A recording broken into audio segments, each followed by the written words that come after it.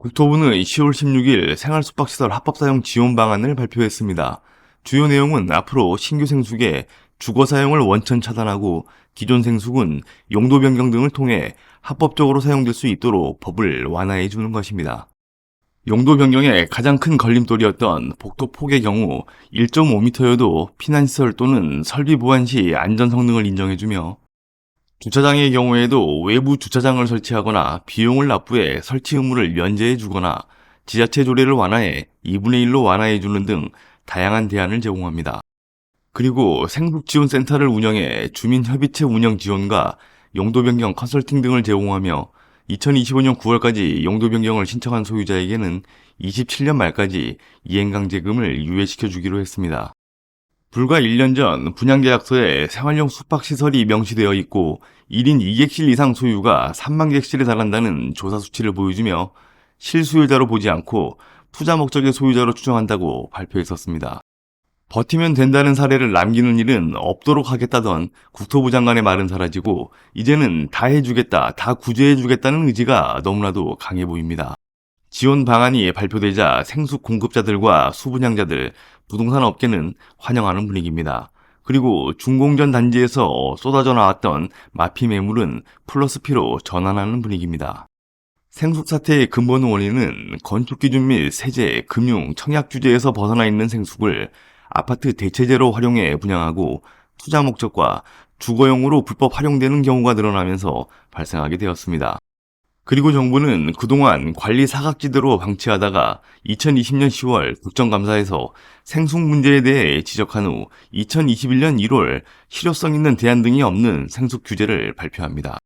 이로 인해 3년여간 수많은 생숙단지에서 갈등과 분쟁, 시위, 소송이 난무했으며 잔금 대출과 PF 상환의 어려움 등이 발생하기도 했습니다. 그 당시 법을 개정하기 이전 생숙에 입주한 소유자들에게 현실적인 다른 방안을 적용하지 않고 소급 적용을 한 것은 잘못된 조치였습니다. 그리고 생숙의 개별 단위 분양을 막지 않았던 탓에 법 개정 예고와 개정 이후에도 약 6만여 세대가 분양되었고 지금도 분양 중에 있는 곳들이 많습니다. 이로 인해 마피 매물이 쌓이며 생숙 탈출 러시가 진행되었고 입주를 마친 곳에서는 거액의 이행강제금을 내야 하는 등의 생숙 대란이 펼쳐질 상황이었습니다. 이번 조치로 인해 수많은 갈등과 분쟁 등의 문제거리가 해소되고 용도 변경 이후 가치 또한 크게 상승할 것으로 예상되고 있습니다. 그런데 이번 조치를 환영하는 분위기 속에서도 수분양자들 사이에서는 불만사항이 나오고 있습니다. 첫 번째는 비용 문제입니다. 복도폭 기준에 따른 미충족 시 안전 성능 인정을 받기 위한 성능 위주 설계와 시설 완비에 따른 비용, 그리고 주차장 기준 미충족 시 비용 납부 또는 기부 체납 등에 들어가는 비용입니다. 이 문제로 향후 지자체와의 갈등, 입주민들 간의 갈등 등의 분쟁 원인이 될 수도 있을 거라는 의견입니다. 두 번째는 이번 대책에 나와 있지 않는 바닥 난방이나 비주택 용도 변경 동의율 문제입니다. 전용 면적 120제곱미터 이상의 오피스텔은 바닥 난방을 할 수가 없습니다. 이 기준도 2021년 생숙 주거 불가에 따른 오피스텔 건축 기준 완화에서 나온 것입니다.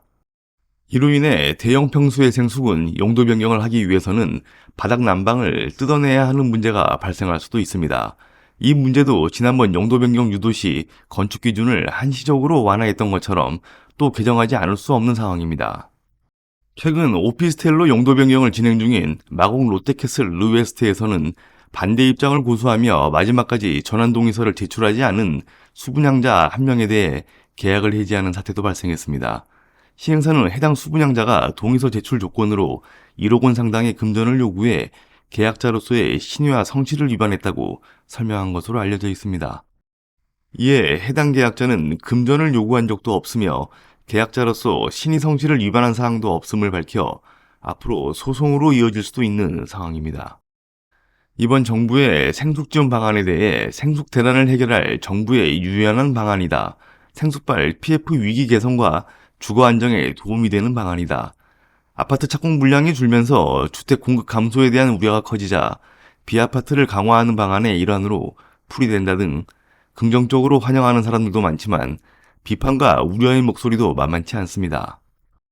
법을 지켜온 준법 생숙 소유자들과의 형평성 문제, 그리고 2, 3천만 원의 용도 변경 비용으로 임대와 실거주 등 미래 가치가 상승한 만큼 그에 대한 전매 규제 등의 페널티 도입은 없다는 문제. 2021년 법 개정 전 실입주자와 법 개정 이후 수분양자들 간에 구분을 하지 않는 일괄적인 지원 방안 형태에 대해서도 비판의 목소리가 나오고 있습니다. 법 개정 이전 실거주자들을 구제해주는 방식은 인정할 수 있지만 이후 분양자들까지 구제하는 건 이해할 수 없다는 의견입니다.